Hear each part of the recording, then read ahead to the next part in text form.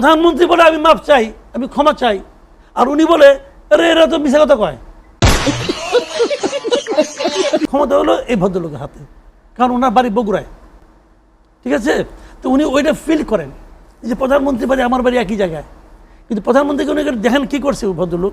কয়েকদিন আগের ঘটনা বলি, চট্টগ্রামে জলাবদ্ধতা, প্রধানমন্ত্রী নিজে জলাবদ্ধতার কারণে সংসদে দাঁড়িয়ে চট্টগ্রামের মানুষের কাছে দুঃখ প্রকাশ করলেন। দুঃখ প্রকাশ করে ওনাকে পাঠালেন যে আপনি চট্টগ্রামে দেখে আসেন। উনি আইসা বললো উনি কোনো জলাবদ্ধতাই নাই, এগুলো সব বানানো। এগুলি আজকে থেকে ৩-৪ বছর আগের ভিডিও ফুটেজ দেখে মিডিয়াগুলো সরকারকে বিব্রত করতেছে। বললেন কিন্তু এই প্রতিমন্ত্রী এই শাহ আলম সাহেব বলছেন যে প্রধানমন্ত্রী বলে আমি মাপ চাই, আমি ক্ষমা চাই, আর উনি বলে আরে এরা তো মিশা কথা কয়। তখন প্রধানমন্ত্রী ভুল জায়গায় ক্ষমা চাইছে।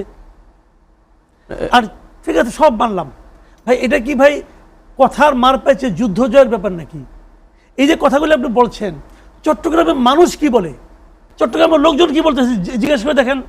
বলতেছে যে এরকম সরকার, এরকম একটা প্রতিমন্ত্রী থাকলে সরকারের জন্য আর বিরোধী দল লাগবে না।